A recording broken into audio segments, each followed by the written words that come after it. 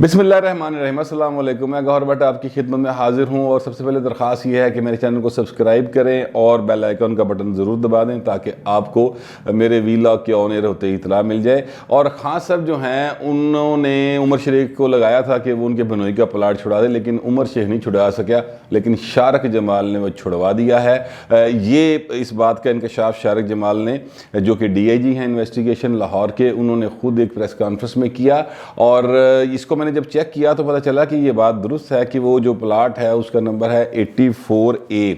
ये PI housing colony है, वहाँ पर ये प्लाट है और वहाँ पर तख्ती लगी हुई है अब्दुल अहद साहब के नाम की ना, इस वक्त तख्ती वहाँ पर लगी है। लेकिन उसका लीगल स्टेटस जो है वो ये है कि वो प्लाट गैर कानूनी तौर पर पुलिस के ज़रिए अब्दुल अहद साहब को दिलवाया गया है, जबकि कानूनी एतबार से वो प्लाट आज भी यकूब खोखर साहब के पास है और उनको हाई कोर्ट की तरफ से इस प्लाट पर स्टे मिला हुआ है। तो अगर देखा जाए तो हाई कोर्ट की तरफ से स्टे जो मिला है वो यानी वज़ीर आज़म पढ़वैया सी ते वो पुलिस ने हाई कोर्ट के स्टे उड़ा दिता, बस गल ख़त्म। वहाँ पे तख्ती लगा दी, जनाब इनका प्लाट है। अब उन पर जो सोसाइटी है PI हाउसिंग कोऑपरेटिव सोसाइटी, उसके ऊपर मुसलसल दबाव है कि ये प्लाट अब्दुल अहद साहब के नाम ट्रांसफ़र किया जाए, लेकिन वो चीखें मारते हैं कि जनाब किमें ट्रांसफ़र कर दिए। वो ट्रांसफ़र कहते नहीं कर सकते क्योंकि हाई कोर्ट का स्टे है, तो हम क्या करेंगे। उस पर हुआ ये है कि 83A जो बिल्कुल उनके साथ वाला प्लाट है वो उसमें एक शख्स का था, उसका नाम था यूसुफ शाहीन साहब को कत्ल कर दिया गया इन्हीं प्लाट के तनाज़ात के ऊपर।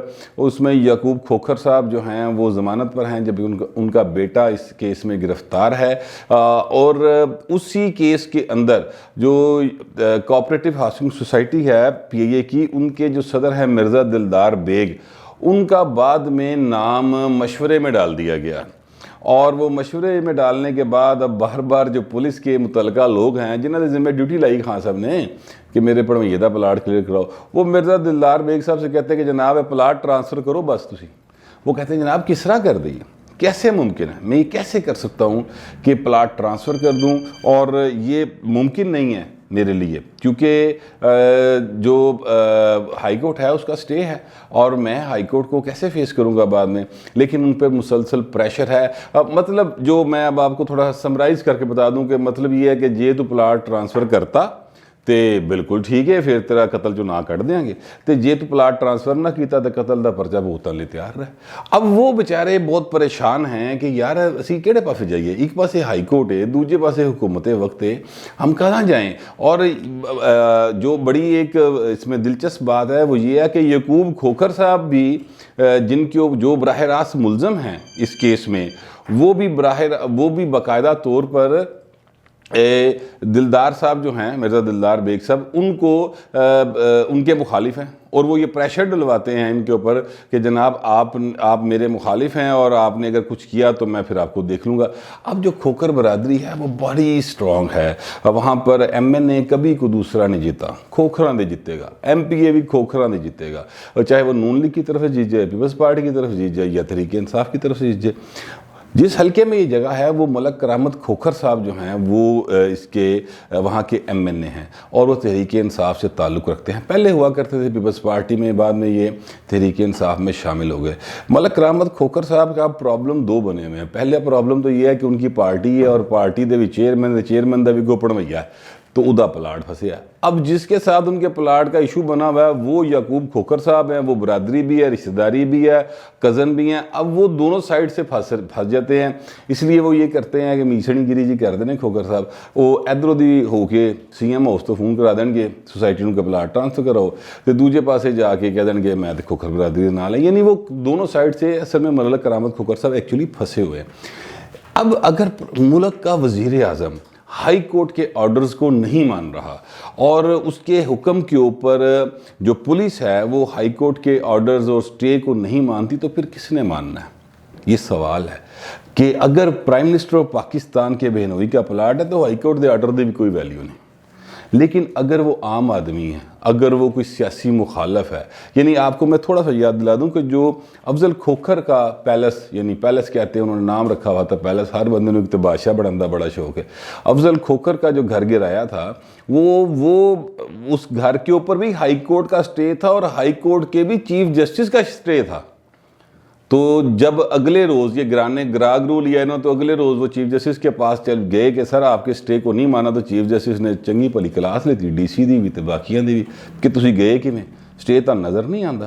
انہوں نے کہا دوبارہ واپس جائیں، اور میٹر جو ہے وہ سول کورٹ کا ریفر کر دیا۔ یہاں پر بھی سیم کیس ہے کہ ان کے پاس پہلے سول کورٹ کا سٹے تھا، سول کورٹ سے بات آگے بڑھی تو وہ سٹے لیتے پھر ہائی کورٹ میں چلے گئے۔ اس وقت یعقوب کھوکھر صاحب کے پاس بھی ہائی کورٹ کا سٹے موجود ہے، اور اس کے باوجود کہ وہ سٹے ہے، لیکن ظاہر ہے کہ پولیس سے زیادہ بڑا بدماش تو پاجی کوئی نہیں ہوتا۔ وہ کہا تھا نا کہ پولیس نو آکھاں رشوت خور تو فائدہ کی، ٹھیک ہے، بوتھی ہو جائے ہور دی ہور تو فائدہ کی، وہ والا سین ہے۔ پولیس کے ساتھ کوئی بندہ نہیں لڑ سکتا، یہ بالکل پڑھی لکھی بات ہے۔ تو وہ انہوں نے سوسائٹی والوں نے کہا جناب ٹھیک ہے تسی آ گئے ہوتے جا کے تالا تولا مار لو، پھٹی لا لو، اس کی کر سکتے ہیں۔ انہوں نے جا کے وہاں پہ تختی لگائی، تالا لگایا، اور عبدالاحد صاحب سے کہا جناب یہ چابی ہے آپ کی۔ عبدالاحد برکی ان کا پورا نام۔ وہ برکی صاحب بھی بڑے خوش باش کہ جناب میرا پلاٹ میں لگیا، اللہ خیری صلاح، لیکن وہ انلیگل بیٹھے ہوئے ہیں۔ اگر قانون کی نظر سے دیکھا جائے وہ انلیگل بیٹھے ہوئے ہیں، کیونکہ کیس جو ہے وہ عدالت میں ہے، اور عدالت کی طرف سے سٹے ہے، اور سٹے بھی چھوٹی موٹی عدالت دا نہیں ہے، لاہور ہائی کورٹ کا سٹے ہے، جس کو حکومت وقت ماننے سے انکار کر رہی ہے۔ اب یہ سارا اگر آپ دیکھیں تو چونکہ وہ سیاسی مخالف تھا افضل کھوکھر، اس لیے اس کا گھر گرا دیا اور ہائی کورٹ کے سٹے کو نہیں مانا۔ اب چونکہ یہ بہنوئی ہے، اس لیے یہاں پر جا کے پلاٹ پہ قبضہ کر لیا، اور مخالف کے ہائی کورٹ کے سٹے کو نہیں مانا۔ تو خان صاحب کون سے قانون کی باتیں کرتے ہیں، کون سے انصاف کی باتیں کرتے ہیں، اور کون سی وہ کہتے ہیں کہ جناب ہم یہاں پر ریاست مدینہ قائم کریں گے؟ یہ کس قسم کا انصاف ہو رہا ہے، کس قسم کی صورتحال ہے؟ اگر عدالتوں کے سٹے نہیں مانے جائیں، عدالتوں کے آرڈر تسلیم نہیں کیے جائیں گے، تو اس کے بعد پھر ملک میں لا لیسنس ہی بڑھنی ہے۔ پھر اس کے بعد کیا ہونا ہے؟ اور کیا یہاں پر دودھ اور شہد کی نہریں تو بہیں گی نہیں، یہاں پر تو پھر یہی ہوگا کہ آپ اگر جو دوسرے لوگ ہیں، کوئی بھی مثلا یہاں سے چیز لوگ انسپائر ہوتے ہیں، وہ کہتے ہیں کہ جناب وزیر اعظم نہیں مانتا، قانون ساڑھے جو کوئی رہ گیا۔ تو وہ قانون ساڑھے جو کوئی رہ گیا والی بات پھر جس کا جہاں جتھے کا زور چلتا ہے وہ چلائی چلا جاتا ہے۔ وکلا دیکھ لیں کہ کل عدالتیں بند ہیں، آج عدالتیں بند ہیں، اور پاکستان کے دارالحکومت میں انصاف آج کے دن تو کم از کم کہیں نہیں ہو رہا۔ کل کھل جائیں تو وکھری گل، لیکن کوئی انصاف نہیں ہو رہا۔ اسی طرح ڈاکٹرز ہیں، انہوں نے جتھے واس چل رہا وہ کر لیندے۔ کیوں کر لیتے ہیں؟ یہ حوصلہ کہاں سے ملتا ہے؟ یہ ایسے ہی ملتا ہے کہ جب ملک کا پرائم منسٹر قانون کی رکھوالی نہیں کرتا، جب ملک کا پرائم منسٹر اس کے تقدس کو پامال کرتا ہے، عدالتوں کی طرف سے آنے والے آرڈرز کی پرواہ نہیں کرتا، اور اپنے سیاسی یا ذاتی فائدے نقصان کے لیے پولیس کو یا دیگر انتظامیہ کو استعمال کرتا ہے، تو پھر اس کے بعد عام آدمی سوچتا ہے کہ میرا بھی یہ حق ہے، جتنا میرا زور چلے گا میں بھی چلا لوں گا۔ یہی ہوتا ہے اور یہی ہو رہا ہے، اور اس کا نتیجہ یہی ہے کہ آج ہماری سوسائٹی جو ہے وہ آگے بڑھنے کی بجائے پیچھے کی طرف جا رہی ہے۔ ہم 18ویں صدی کی طرف واپس کو رخ کیے ہوئے ہیں، ہم ترقی معکوس کی طرف ہیں، بجائے اس کے کہ ہم 21ویں صدی میں رہتے ہوئے 22ویں صدی پر نظر رکھیں، اسی مسالہ میں پچھلیاں کٹ کے دے رہے انہیں۔ یہ حالات ہیں۔ تو یہ ساری صورتحال تھی جو میرے سامنے آئی، تو میں نے سوچا آپ تک پہنچا دوں۔ اب تک کے لیے اتنا ہی، ملتے ہیں اگلے ویلاگ میں۔